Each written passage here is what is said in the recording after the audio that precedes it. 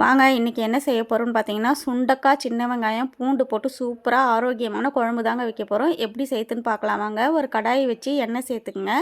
எண்ணெய் காஞ்சதுக்கப்புறமா கடுகு, வெந்தயம், உளுந்து, சீரகம் எல்லாம் போட்டு தாளிச்சிக்குங்க.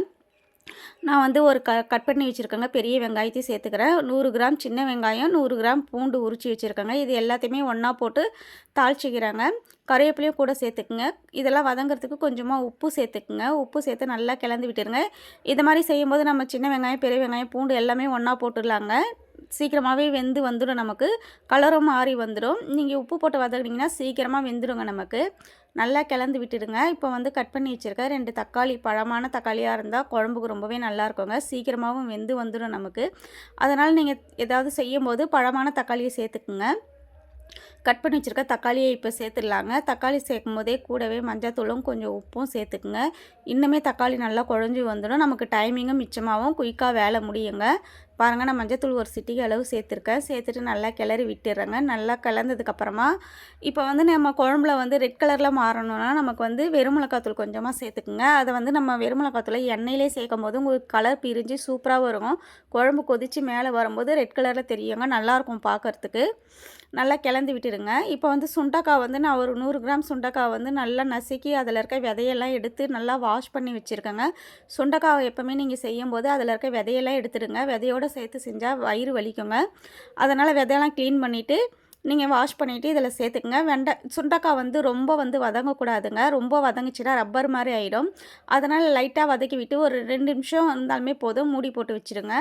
பாருங்கள், இப்போ நல்லா கிளந்து விட்டுருங்க. பாருங்கள், இந்த அளவுக்கு கலர் மாறினா போதுங்க. சுண்டக்காய் வந்து ரொம்ப கலர் மாறினா ரப்பர் மாதிரி ஆகிடும். இப்போ வந்து நமக்கு குழம்புக்கு தேவையான அளவு காரம் சேர்த்துக்கலாங்க. நான் வந்து குழம்பு மிளகாத்தூள் தான் சேர்ப்பேன். பாருங்கள், நான் வந்து 1½ ஸ்பூன் அளவு சேர்த்துருக்கேன். உங்களுக்கு எந்த அளவுக்கு தேவையோ அந்த அளவுக்கு காரம் சேர்த்துக்குங்க.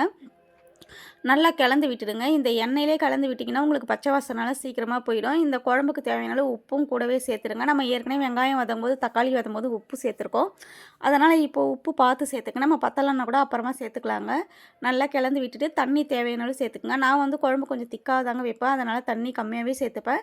சின்ன சொம்பில் ஒரு சொம்பு அளவு தண்ணி சேர்த்துருக்கேங்க. உங்களுக்கு வீட்டில் எத்தனை பேர் இருக்கீங்களோ அந்த அளவுக்கு நீங்கள் சேர்த்துக்குங்க தண்ணி. இப்போ கிளந்து விட்டுட்டு நல்லா மூடி போட்டு கொதிக்க வச்சிடலாங்க. இப்போ நல்லா கொதிச்சதுக்கப்புறமா நான் வந்து புளி வந்து ஒரு எலுமிச்சப்பழம் சைஸ் அளவில் ஊற வச்சுட்டேங்க. பழைய புளி கொஞ்சம், புது புளி கொஞ்சம், 2மே சேர்த்து ஊற வச்சுருக்கேன். அது கூடவும் கொஞ்சம் உப்பு போட்டு ஊற வச்சுருக்கேன். அப்போ தாங்க புளி நமக்கு திக்காக கிடைக்கும். இப்போ கரைச்சி வடிகட்டி ஊற்றிக்கலாங்க. நான் எப்போவுமே வந்து எதிர் புளி ஊற்றி தாங்க குழம்பு வைப்பேன். மீன் குழம்புக்கு மட்டும்தான் புளி கரைச்சி ஊற்றுவேன். நீங்கள் இது மாதிரி செஞ்சு வச்சு பாருங்கள், சூப்பராக இருக்கும் டேஸ்ட்டு. நம்ம புளி கரைச்சி ஊற்றி வச்சோன்னா புளிப்பு அதிகமாகிடும். அப்புறம் குழம்புல புளிப்பு டேஸ்ட்டு தாங்க அதிகமாக இருக்கும். நீங்கள் இது மாதிரி செஞ்சிங்கன்னா கொதிக்கும் போது புளி பத்தலைன்னு நம்ம மறுபடியும் சேர்த்துக்கலாங்க. அதனால் நீங்கள் இப்படி ட்ரை பண்ணி பாருங்கள். அதுவும் இல்லாமல் குழம்போட டேஸ்ட்டும் சூப்பராகவே இருக்கும். பாருங்கள், புளியோட வாசனைலாம் போயிடுச்சு. குழம்பு நல்லா கொதித்து வந்திருக்கு பாருங்கள். எண்ணெய்லாம் பிரிஞ்சிருக்கு. நான் ரெட் சில்லி சேர்த்தேன் பார்த்தீங்களா, அது மேலே வந்து எண்ணெயில் தெரியிருப்பாங்க. இதுக்காக தாங்க ரெட் சில்லி சேர்த்தேன். உங்களுக்கு வேணா சேர்த்துக்கங்க, வேணான்னா விட்டுருங்க. நான் வந்து ஒரு ஸ்பூன் அளவுக்கு அரிசி மாவு வந்து தண்ணியில் கரைச்சி வச்சுருக்கேங்க. கட்டி இல்லாமல் கரைச்சி வச்சுங்க. இப்போ இதையும் சேர்த்துக்குங்க. இது வந்து குழம்பு இன்னுமே திக்காக கிடைக்கும். குழம்போட டேஸ்ட்டு ரொம்பவே சூப்பராக இருக்கும். நீங்கள் எந்த குழம்பு வச்சாலும் ஒரு ஸ்பூன் அளவுக்கு அரிசி மாவு இருந்தால் சேர்த்து கரைச்சி இதை மாதிரி கலந்து விட்டுருங்க. ஒரு 2 நிமிஷம் மூடி போட்டு அந்த அரிசி மாவு நல்லா வேகணுங்க. பாருங்கள், நல்லா கொதி வந்துடுச்சு. நம்ம குழம்பு சூப்பராக ரெடி ஆயிடுச்சு. இப்போ வந்து நம்ம கொத்தமல்லி தூவி ஆஃப் பண்ணிடலாங்க. நம்ம சுண்டக்காய் குழம்பு அவ்வளோதாங்க. இது ரொம்ப மருத்துவ குணம் உள்ள குழம்புங்க. உடம்புக்கு ரொம்பவே ஆரோக்கியமானது. கண்டிப்பாக நீங்கள் வாரத்தில் ஒரு நாள் செஞ்சு சாப்பிடுங்க. எல்லாருமே சாப்பிட்லாம். சுண்டக்காயில் நிறைய நன்மைகள் இருக்குது. இந்த வீடியோ உங்களுக்கு பிடிச்சிருந்துச்சுன்னா லைக் பண்ணுங்கள், ஷேர் பண்ணுங்கள், கமெண்ட் பண்ணுங்கள், சப்ஸ்கிரைப் பண்ணுங்கள். தேங்க்யூ.